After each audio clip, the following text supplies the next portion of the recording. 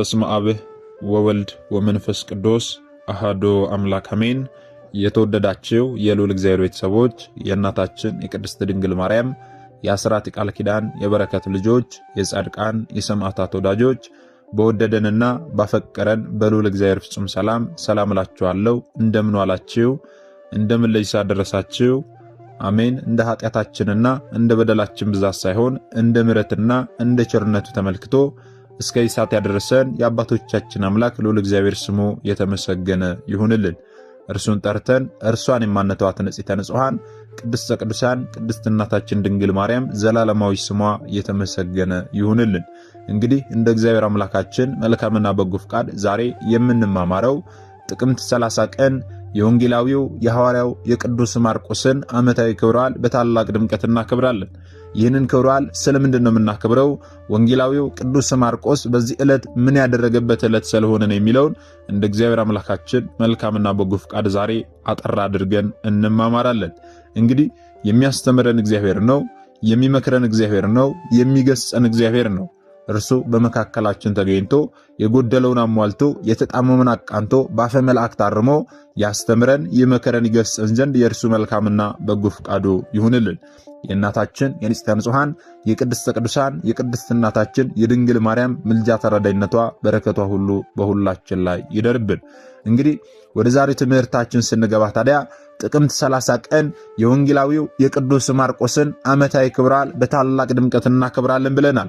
ይህንን ክብረ በዓል ስለምንድን ነው የምናከብረው ስንል በዛሬዋ ዕለት ጥቅምት 30 ቀን ከ72ቱ አርድእት አንዱ የሆነ ከአራቱ ወንጌላውያን መካከል በገጸ አንበሳ የሚመሰል የእስክንድርያ ቤተክርስቲያን መንበር የሆነ ወንጌልን የጻፈ ወንጌላዊው ሰማዕቱ ሐዋርያው ቅዱስ ማርቆስ የተወለደበት ዕለት ስለሆነ ነው። ስለዚህ ዛሬ የምናከብረው በዓለ ልደቱን ነው ማለት ነው። ታዲያ በዓለ ልደቱን ነው የምናከብረው ብለን ብቻ ማለት ሳይሆን ወንጌላዊው ሐዋርያው ቅዱስ ማርቆስ ከማን ተወለደ፣ እንዲሁም ደግሞ ምን አይነት ተጋድሎን ተጋደለ የሚለውን ልናውቅ ያስፈልጋልና ታሪኩን ከብዙ በጥቂቱ አጠር አድርገን እንማማራለን።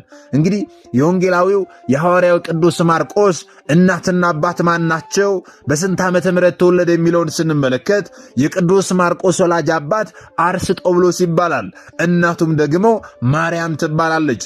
እርሷም በሐዋርያት ሥራ መጽሐፍ ላይ ተጽፋለች። ታዲያ አርስጦብሎስና ማርያም በትዳር ሲኖሩ ሳሉ ደጋግ ክርስቲያኖች ነበሩ። በሥርዓቱና በሕጉ ጸንተው የሚኖሩ ነበሩ። ስለዚህም ታዲያ ሕግጋቱን ጠብቀው የእግዚአብሔርን ሥርዓት ተከትለው ሲሄዱ ስለነበረ እግዚአብሔር አምላክ የተባረከ ልጅን ሰጣቸው። ሐዋርያው ወንጌላዊ ቅዱስ ማርቆስን ሰጣቸው። ቅዱስ ማርቆስ የተወለደው ጥቅምት 30 ቀን በ5 ዓመተ ምህረት ነው። ታዲያ ቅዱስ ማርቆስ ከተወለደ በኋላ እናቱ የዮናናውያንን የሮማይስጥን የዕብራይስጥን ትምህርት ገና በልጅነት ዕድሜው በሚገባ እንዲማር አድርገዋለች። ቅዱስ ማርቆስ 2 መጠሪያ ስሞች አሉት። በዕብራይስጥ ዮሐንስ ይባል ነበረ፣ በላቲን ደግሞ ማርቆስ ይባል ነበረ። ትርጓሜውም ታዲያ መዶሻ ማለት ነው። ልብ በሉ ወገኖቼ። ታዲያ 2 ስሞች እንደነበሩትም ደግሞ መጽሐፍ ቅዱስ ይነግረናል። የሐዋርያት ሥራ ምዕራፍ 12 ቁጥር 12 ላይ ስትመለከቱ ማርቆስ በተባለ በዮሐንስ እናት ቤት ሐዋርያት ይጸልዩ ነበር ተብሎ እንደተጻፈ ማለት ነው። ልብ በሉ ወገኖቼ። እርሷም ታዲያ ባለጸጋ ነበረችና የዮናናውያንን የሮማይስጥን የዕብራይስጥን ትምህርት ለልጇ ለማርቆስ በሚገባ ገና በልጅነት ዕድሜው አስተምረዋለች ማለት ነው። ልብ በሉ። ዛሬም እኛ ከእናታችን ከማርያም ተምረን ለልጆቻችን ገና በልጅነት ዕድሜያቸው የእግዚአብሔርን ቃል ልናስተምራቸው ያስፈልጋል። ቅድስት ቤተ ክርስቲያናችን ለሁሉም እንደ የዕድሜው የምታስተምሩ አስተምሮ አላት። ለልጆች በወተት መልክ መስላ የቅዱሳን አባቶቻችንን ታሪክ ታስተምራለች። ከፍ ሲሉ ደግሞ ጠጠር ያለውን በአጥንት መስላ ሚስጥረ ሥላሴን በሚገባ እንደየዕድሜያቸው ልክ ታስተምራቸዋለች ማለት ነው። ገና በልጅነት ዕድሜያቸው ስለ ሚስጥረ ሥላሴ ብናስተምራቸው ልጆች የሚያገናዝቡበት ዕድሜ ላይ ስላልሆኑ በልጅነት ዕድሜያቸው ታሪክን ታስተምራቸዋለች። የቅዱሳን አባቶቻችንን ታሪክ በመጽሐፍ ቅዱስ የተመዘገቡትን ወተት ለሚፈልገው ወተት፣ አጥንት ለሚፈልገው ደግሞ አጥንት የሆነውን እግዚአብሔርን ቃል በሚገባ ታስተምራለችና ከእናታችን ከቅድስት ማርያም ተምረን ለልጆቻችን ገና በልጅነት ዕድሜያቸው መማር የሚገባቸውን የክርስቶስን ወንጌል ልናስተምራቸው ያስፈልጋል ወገኖቼ። ታዲያ ወንጌላዊው ሐዋርያው ቅዱስ ማርቆስ ይህንን በሚገባ እየተማረ ካደገ በኋላ በርናባስ ወንጌልን ለመስበክ ከጳውሎስ ጋር ሲሄድ ሐዋርያው ቅዱስ ማርቆስንም ይዞት ሄደ። ከእነርሱም ጋር ከሄደ በኋላ ታዲያ በሐዋርያቱ ላይ የሚደርስባቸውን መከራ የሚደርስባቸውን ግፍ ሲመለከት በጵንፍልያ ከተማ ላይ ሳሉ ትቷቸው ወደ ኢየሩሳሌም ተመለሰ። እነርሱ ላይ ሲደርስባቸው የነበረውን መከራ ተመልክቶ እኔም ላይ ይደርስብኛል ብሎ ጵንፍልያ ከተማ ላይ ሳሉ ሐዋርያው ቅዱስ ማርቆስ በዚያው ትቷቸው ወደ ኢየሩሳሌም ተመለሰ።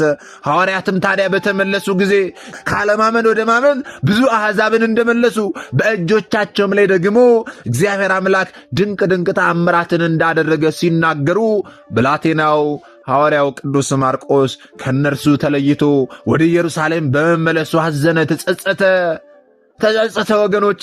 ምክንያቱም እነርሱ ላይ የሚደርስባቸውን መከራ ብቻ ነበረ ተመልክቶ ፈርቶ የተመለሰው እንጂ ብዙ አሕዛብ ካለማመን ወደ ማመን እንደመጡ ብዙ ድንቅ ድንቅ ተአምራትን እንዳደረጉ አብሯቸው ሆኖ አልተመለከተምና ያንን ባለመመልከቱ ትቷቸው በመመለሱ እጅጉኑ ተጸጸተ።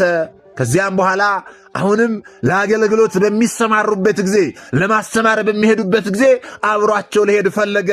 አስቀድሞ ትቷቸው ስለተመለሰ ሐዋርያው ቅዱስ ጳውሎስ ወንጌላዊ ቅዱስ ማርቆስ ሊያስከትሉ አልወደደም። በርናባስ ግን አጎቱ ነውና ወንጌላዊው ሐዋርያው ቅዱስ ማርቆስን ወሰደው ይዞት ሄደ። በርናባስ ካረፈ በኋላ ታዲያ ወደ ሮሜ ሀገር ወደ ቅዱስ ጴጥሮስ ዘንድ ሄዶ ለእርሱ ደቀ መዝሙሩ ሆኖ በዚያ ቅዱስ ማርቆስ የተረጎመለትን ወንጌል ጻፈ። በሮሜ ሀገርም አስተማረበት። ከዚያም በኋላ በክብር ባለቤት በጌታችን በኢየሱስ ክርስቶስ ትእዛዝና በሐዋርያትም ትእዛዝ ወደ እስክንድርያ ሀገር ሄደ። ማን ካልን ሐዋርያው ቅዱስ ማርቆስ በውስጧም የከበረ ወንጌልን አስተማረ። ደግሞም በአፍራቅያና በአምስቱ ሀገሮች በርቃ በሚባልም ሀገር ወደ እስክንድርያ ከተማ በገባ ጊዜ የሐዋርያው ቅዱስ ማርቆስ ጫማው ተቆረጠበት። ስለዚህ ማድረግ የነበረበት ጫማውን አሰፍቶ ወደ አገልግሎት መግባት አገልግሎቱን መቀጠል ነበርና ጫማውን ለማሰፋት በከተማ መግቢያ ላይ አንድ ጫማ ሰፊ ነበርና ወደዚያ ጫማ ሰፊ ዘንድ ሄደና ጫማዬን ስፋልኝ ብሎ ለጫማ ሰፊው ሰጠው። ቅዱስ ማርቆስም እንዲሰፋለት ከሰጠው በኋላ ያ ጫማ ሰፊ እሺ ብሎ ጫማውን ተቀብሎ እየሰፋለት ሳለ ድንገት ጣቱን ወግቶ ሰነጠቀው። በዚህ ጊዜ ከእርሱ ደም ፈሰሰ። ደም በሚፈስ ጊዜ ጣቶቹን በወስፌ በሚወጋበት ጊዜ በዮናኒ ቋንቋ ድምፁን ከፍ አድርጎ ኢታስታኦስ ብሎ ጮኸ። ኢታስታኦስ ማለት ትርጓሜው አንድ እግዚአብሔር ማለት ነው። አንድ እግዚአብሔር ብሎ በዮናኒ ቋንቋ ኢታስታኦስ ብሎ ሲጮህ ቅዱስ ማርቆስ ስሙን የምትጠራውን አውቀህ ነውን? ኢታስታኦስ ማለት ምን ማለት እንደሆነ አውቀህ ነው የምትጠራውን ብሎ ያንን ጫማ ሰፊ ጠየቀው። ያ ጫማ ሰፊ ታዲያ እንጠራዋለን እንጂ አናውቀውም፣ እንዲህ አይነት ነገር ሲያጋጥመን ኢታስታኦስ እንላለን እንጂ ምን ማለት እንደሆነ አናውቅም፣ ማንን እየጠራን እንደሆነ አናውቅም ብሎ መለሰለት። በዚህ ጊዜ ወንጌላዊው ሐዋርያው ቅዱስ ማርቆስ እግዚአብሔር ሰማይና ምድርን ከፈጠረበት ጊዜ ጀምሮ አባታችን አዳም ትእዛዙን እንደተላለፈ የጥፋት ውሃ እንደመጣ ሙሴንም እንደላከውና እስራኤልን ከግብፅ እንዳወጣቸው ሕግንም እንደሰራላቸው ናቡከደነጾርም ወደ ባቢሎን ማርኮ እንደወሰዳቸውና ከ70 ዓመት በኋላ ወደ ሀገራቸው ወደ ኢየሩሳሌም እንደተመለሱ ክርስቶስ ሥጋ በመልበስ ወደ ዓለም ስለመምጣቱ ነቢያት ትንቢት እንደተናገሩ ያስተምረው ዘንድ ጀመረ። ከዚህም በኋላ ወንጌልን በሚገባ ካስተማረው በኋላ ከነገረው በኋላ ወደ ምድር ምራቁን ትፍ ብሎ ጭቃ አድርጎ ጣቱን ቀባው። ወዲያውኑ ያ ደም ሲፈሰው የነበረ በወስፌ የተወጋ ጣት የጫማ ሰፊ ጣት ወዲያውኑ ዳነ። በዚህ ጊዜ ያ ጫማ ሰፊ በጌታችን በመድኃኒታችን በኢየሱስ ክርስቶስ ስም አመነ። ኢታስታኦስ ብሎ የጠራው ማን ነው? ያ ጫማ ሰፊ ስንል ጫማ ሰፊው ስሙ አንያኖስ ይባላል። በጌታችን ስም አመነ። ቅዱስ ማርቆስንም ወደ ቤት ወሰደው። ልጆቹንም ዘመዶቹንም ወደ እርሱ አቀረበ። ቅዱስ ማርቆስም ታዲያ የአንያኖስን ልጆችና ዘመዶች በሚገባ አስተማራቸው፣ አሳመናቸው። ከዚህ በኋላ በአብ በወልድ በመንፈስ ቅዱስ ስም የክርስትና ጥምቀትንም አጠመቃቸው። በእውነት ክብር ለአምላካችን ይሁን ወገኖቼ።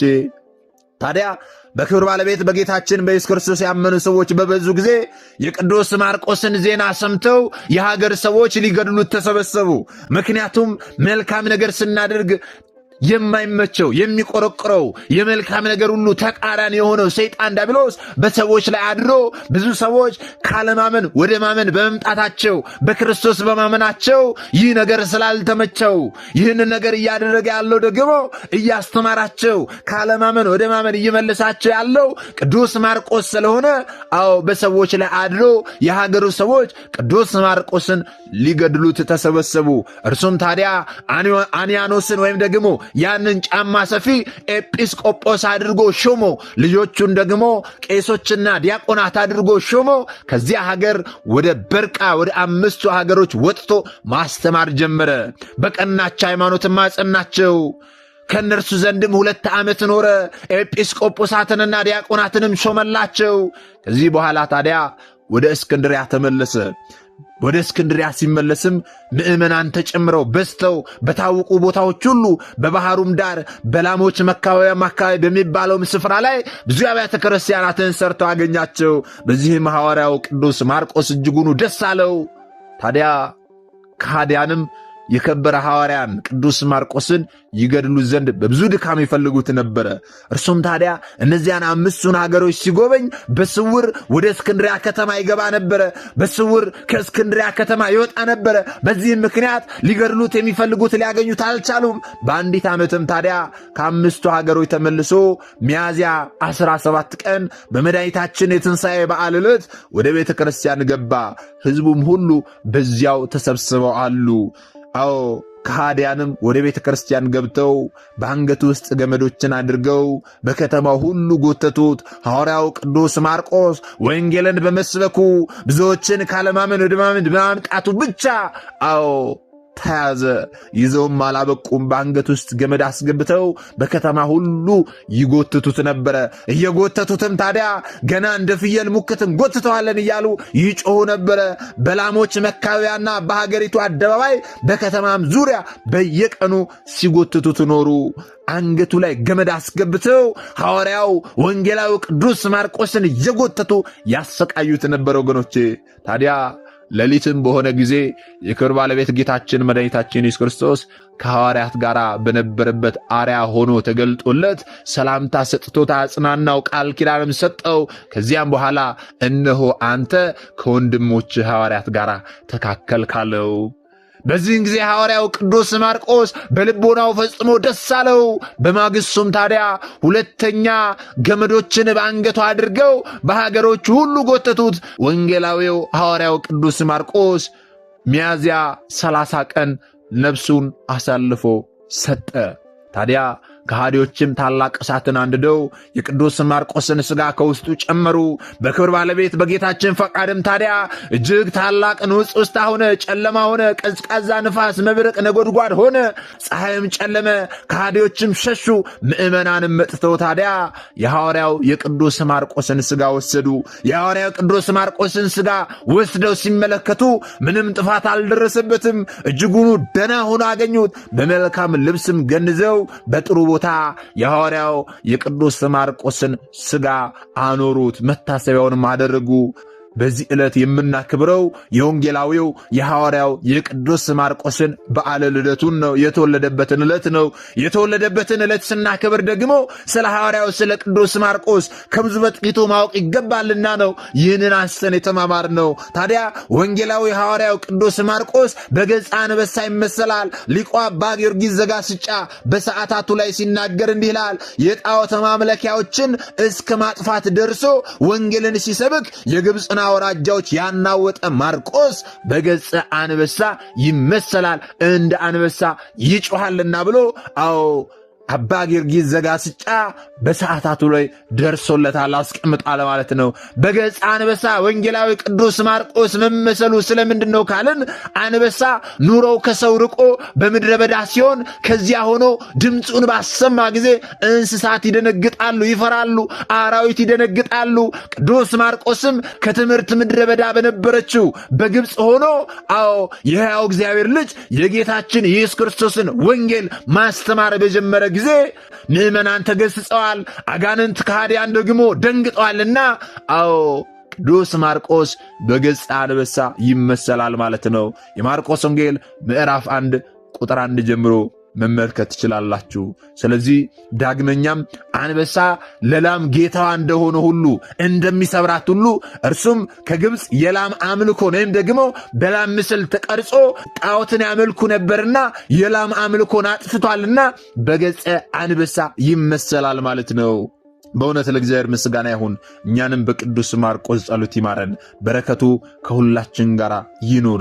ዛሬ ምናልባት ይህንን አስተምሮ የሰማን ሰዎች ያልተማሩ ያልሰሙት ወንድሞች ይኖሩናልና ላልሰሙ ላልተማሩት ወንድሞቻችን ማስተማር መንፈሳዊ ግዴታችን ነው። ምክንያቱም እኛ የተማርነውን አስተምረን ቢሆን እኛ ያወቅነውን አሳውቀን ቢሆን ኖሮ ማንም ሀብተ ወልድና ስመ ክርስትና ሰጥታ ማኅተብ አንገቱ ላይ ካሰረችበት ከቅድስት ቤተክርስቲያን ወጥቶ ወደ ሌሎች ሃይማኖት ተቋማት ባልሄደ ባልገባ ነበርና እኛም የተማርነውን ልናስተምር ያወቅነውን ልናሳውቅ ያስፈልጋል። ምክንያቱም መንፈሳዊ ግዴታችን ስለሆነ ብዙ ሰዎች ክብረ በዓላት ሲከበሩ ዝም ብለው ያከብራሉ፣ ግን ስለምን እንደሚከበር አያውቁም። ስለዚህ እኛ ተዋህዶን ባወቅናት ልክ እኛ በተማርናት ልክ ጥቂትም ብትሆን ያወቅናትን ነገር ባገኘነው አጋጣሚ ሁሉ በስራ ቦታም ሊሆን ይችላል፣ በመንገድ ላይ ሊሆን ይችላል፣ በትምህርት ቤት ሊሆን ይችላል፣ ባገኘነው አጋጣሚ ሁሉ ልናስተምር ያስፈልጋል። ለምሳሌ ጥቅምት 30 ቀን የቅዱስ ማርቆስን ዓመታዊ ክብረ በዓል ስናክብር ዛሬ ወንጌላዊ ሐዋርያው ቅዱስ ማርቆስ ማን ነው? ስለምንድን ነው የሚከበሩ? እያልን በመንገድ ላይም በስራ ቦታም እየተማማረን ብንሄድ መንፈሳዊ ግዴታችንን እንወጣ ነበረ። ሁላችንም ክብረ በዓሉ ሲከበር ለምን እንደሚከበር አውቀን እናክብር ነበረ። ነገር ግን እኛ የተማርነውን ስለማናስተምር ሰምተን ለራሳችን ብቻ አውቀን ዝም ስለምንል ሌሎች ደግሞ የማያውቁ ያልተማሩ ሰዎች ካለማወቅ የተነሳ እየሳቱን ያሉትና በሳቱ ሰዎች ደግሞ እኛም ተጠያቂዎች ነን። እያወቅን ስላላሳውቅን የተማርነውን ስላላስተማርን እኛም ተጠያቂዎች ነን። እና ከተጠያቂነት ለመዳን ሁላችንም የተማርነውን ባገኘን አጋጣሚ ሁሉ ላልተማሩት ወንድሞቻችን እናስተምር። ከቻለን ራሳችን፣ ካልቻለን ደግሞ ይህንን አስተምሮን ቢሆን እያወረድን በፌስቡክ፣ በቲክቶክ፣ በቴሌግራም በሁሉም ሶሻል ሚዲያዎች ላይ እየለቀቀን ሁሉም እንዲማሩበት ልናድርግ ያስፈልጋል ማለት ነው። ይህንን አድርገን መንፈሳዊ ግዴታችን እንድንወጣ ደግሞ እርሱ አምላካችን መድኃኒታችን ኢየሱስ ክርስቶስ ሁላችንንም ይርዳል። ምናልባት ደግሞ ዛሬ ገና ወደዚህ መንፈሳዊ ቻናል የመጣችሁ ሰዎች ካላችሁ ከዚህ በፊት የተማማርነውም ከዚህ በኋላ የምንማማረውም መንፈሳዊ አስተምሮች ወደ እናንተ እንዲደርሱ ከፈለጋችሁ ሰብስክራይብ አድርጋችሁ የደወል ምልክቱን መጫን ይኖርባችኋል። ምክንያቱም ይህ ቴክኖሎጂ ያመጣው ስርዓት ነው፣ ያልኩት አይደለም። ይህንን ካደረጋችሁ ዕለት ዕለት ከዚህ የሚለቀቁ አስተምሮች ወደ እናንተ ይደርሳሉ። ይህንን ካላደረጋችሁ ደግሞ ዛሬ እንዳጋጣሚ እናስተምሮ ሰምታችሁ ሊሆን ይችላል፣ በቀጣይ ከዚህ የሚለቀቁ አስተምሮች ወደ እናንተ አይደርሱም ማለት ነው። ስለዚህ ወደ እናንተ እንዲደርሱ ከፈለጋችሁ ሰብስክራይብ አድርጋችሁ የደወል ምልክቱን መጫን ይኖርባችኋል ማለት ነው። እግዚአብሔር አምላካችን እስካሁን አሳት ጠብቆ ያስተማረን የመከረን ይገስጸን። የአባቶቻችን አምላክ ልዑል እግዚአብሔር ስሙ የተመሰገነ ይሁንልን። እንግዲህ መርሃ ግብራችንን ከመጨረሳችን አስቀድሞ አንድ መልእክት ወደ እናንተ አስተላልፋለሁ። ይህ መልእክት ምንድነው? ሁላችሁም እንደምታውቁት በዚህ መንፈሳዊ ቻናል ላይ በአመት 3 ታላላቅ የበረከት ስራዎች ይሰራሉ። እነዚህ 3 ታላላቅ የበረከት ስራዎች በማቴዎስ ወንጌል ምዕራፍ 25 ላይ ጌታችን መድኃኒታችን ኢየሱስ ክርስቶስ ለፍርድ በሚመጣበት ጊዜ የሚጠይቀንን ጥያቄዎች ለመመለስ የተዘጋጁ ናቸው። እነዚህም ታዲያ አዲስ ዓመትን ምክንያት ማድረግ የታሰሩት ወንድሞቻችንን እንጠይቃለን። በዚህም ታስሬ አልጠየቃችሁኝምና የሚለውን ጥያቄ እንመልሳለን። እንደዚሁም ደግሞ የገና በዓልን ምክንያት አድርገን ደግሞ የታመሙት ወንድሞቻችንን መድኃኒት መግዣ አጥተው የሚሰቃዩት ወንድሞቻችንን በየሆስፒታሉ ያሉትን እየሄድን እንጠይቃለን፣ እንጎበኛለን። በዚህም ታምሜ አልጠየቃችሁኝም የሚለውን እንመልሳለን። የፋሲካ በዓልን ምክንያት አድርገን ደግሞ የተራቡ የተጠሙት ወንድሞቻችንን በየጎዳናው ላይ ያሉትን እናበላለን፣ እናጠጣለን። በዚህም ተርቤ አላበላችሁኝም፣ ተጠምቼ አላጠጣችሁኝም የሚለውን ጥያቄ እንመልሳለን ማለት ነው። እነዚህ 3 የበረከት ስራዎች በአመት 3 ጊዜ በዚህ መንፈሳዊ ቻናል ላይ ይሰራሉ።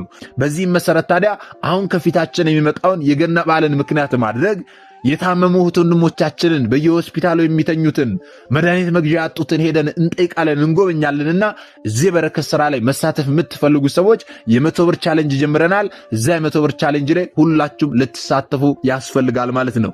እንዴት ነው የምሳተፈው? በምን አካውንት ነው የምሳተፈው? ከዚህ በፊት የተሰራውስ ቪዲዮ የት አለ? እንዴት ነው የሰራችሁት የሚለውን ደግሞ መመልከት የምትፈልጉ ሰዎች ካላችሁ የዚህ ቪዲዮ ኮሜንት የመጀመሪያ ቦታ ላይ አንድ ሊንክ አስቀምጠላችኋለሁ።